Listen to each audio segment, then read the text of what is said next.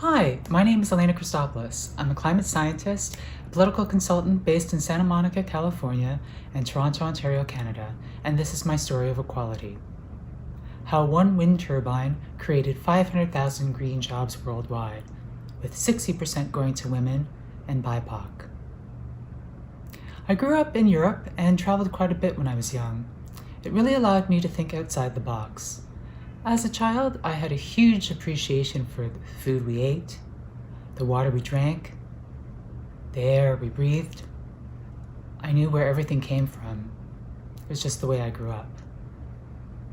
And it caused me to have a huge passion for Mother Nature, for all its glory, and I had that early on in life.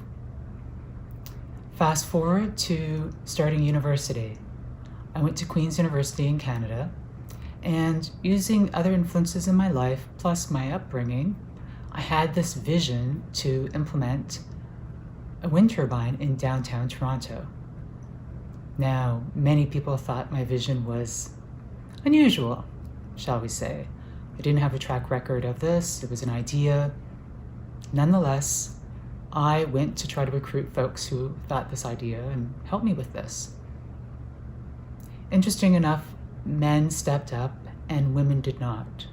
I really had to recruit the women, and I would get the usual response would be, Elena, I'm not qualified enough. Elena, I don't have the confidence. Elena, I don't think I can do it. And I didn't hear that response from one man. I didn't hear it at all from one man, and this is an undergrad in university. So I took pause. And none of the men told me that they felt unqualified for the job. Not one. So, I started to think, where are the women in STEM? I mean, I got into science because I didn't see any women in my classrooms. I didn't see any women in public school, in elementary school. So where are the women in STEM? And here I am implementing an idea, and again, where are the women?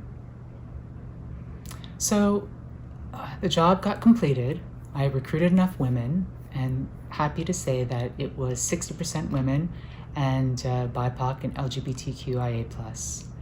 And that was no easy feat. I really had to recruit women, and because of that, I got a beautiful project. We worked wonderfully together, and it was the beginning of my career, which I didn't know. The turbine took 256 homes off the grid, and it's really because of the women, I have to say. So the project finished, it wrapped, and I was approached by a person running for mayor of a very large city, and the mayor said to me, are you interested in running my campaign? Now, my first response was, I don't have a political science degree, I've never worked in politics, and he stopped me cold in my tracks and said, Elena, you're trying to tell me you're not qualified enough, because I'm actually coming to you for the request. So it looked like the same exact thing that happened when I was trying to recruit women in STEM for a wind turbine project now was at my door. So I took this opportunity to my 3 mentors who I've had quite early on in my life, and they said to me, so Elena, what do you think? Do you actually like the platform? Do you agree with what's going on?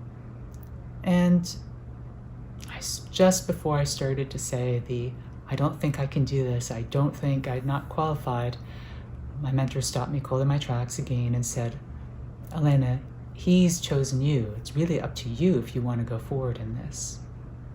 He really already thinks you're qualified.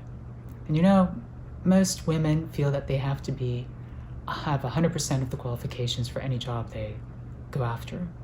Where men, it's about 60%. And that's still true today, actually. So what happened? I realized looking around, where are the women in science? Where are the women in politics? I created my own consulting firm. I also, hearing that response in me, hearing doubt to my younger self, well, I'm going to be kind to myself, but it's difficult to hear me say those things. So I created a consulting firm because of the STEM gender gap. As a climate scientist and political consultant, I realized early on that there was this gender gap, and I wanted to do something concrete. I wanted to create a pathway for women into science and politics, if they chose it. So to date, that one wind turbine in downtown Toronto, which took 256 homes off the grid, was the first urban-sited wind turbine, the first micro-feed-in tariff program. It's created 500,000 jobs. And we are just getting started. I'm really happy to say. It's my lifetime goal to increase the percentage of environmental scientists from 28% to 50%. I'm getting closer with my consulting firm and with mentoring women. So, was creating a firm daunting? Of course it was, but I wouldn't change a thing. It's important to use your voice, and I decided to use it by helping women, BIPOC, LGBTQIA, and representation. Representation matters. It's really important.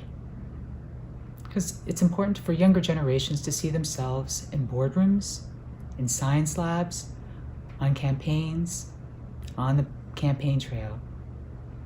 Mentoring is also important, and I highly recommend that you find a mentor as soon as you can. I don't care if you're just beginning your career or at sunset of your career, mentors give you perspective that you can't otherwise find in any other way. Now, I urge you all to do something and try something at your comfort zone. Taking risks because you know what? The rewards are so wonderful. And of course, you're most likely to fail a few times. I did. But that's where the learning is, you see.